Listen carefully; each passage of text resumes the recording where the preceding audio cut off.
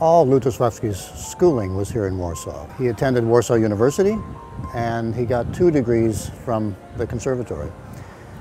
Like most Poles, he probably would have studied in the West. He had his sights set on Paris and on the famous teacher Nadia Boulanger. But this was about 1939 when Adolf Hitler had other plans for this part of the world.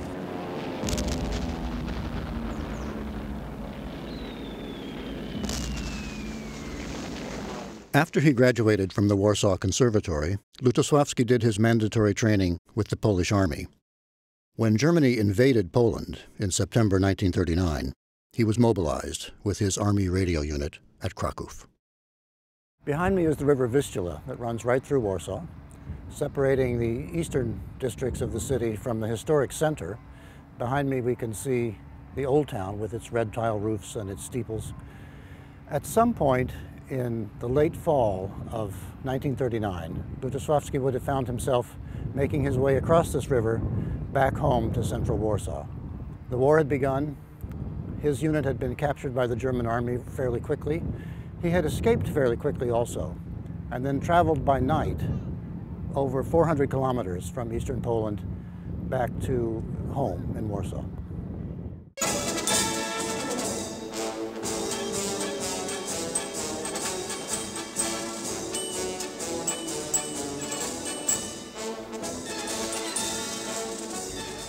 During the German occupation of Warsaw, 1939 to 1945, they banned almost all normal musical life. So music left the concert halls and went underground and into places like these, into coffee houses, which were gathering spots for actors, artists, intellectuals, writers.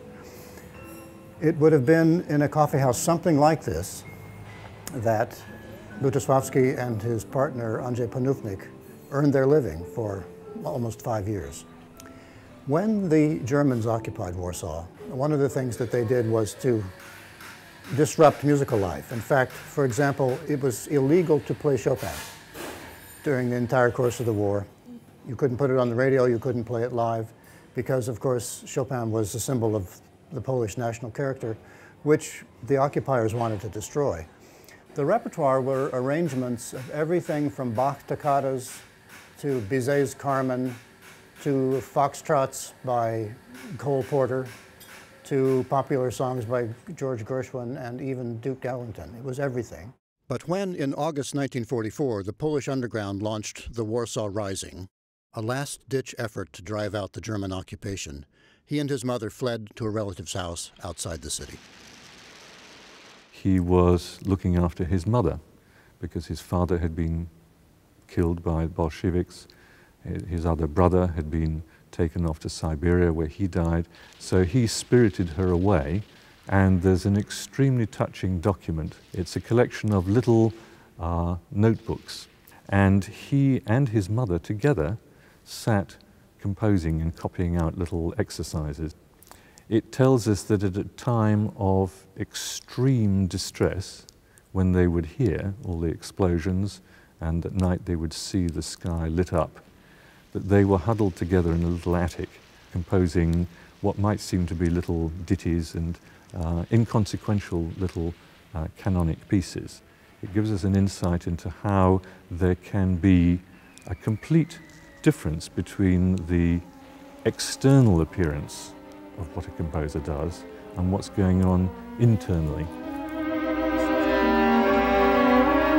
Now, 1944, when there were uprising of the Polish underground army in Warsaw, you know, it was burnt down together with all my belongings. I just took one suitcase with my manuscripts. It's, this paraphrase of 24th Capriccio of Paganini was made by myself without participation of my partner. So I took it with my composition, but the whole lot that we made together, yes, still remained there. And I didn't expect it to be burned down, but what?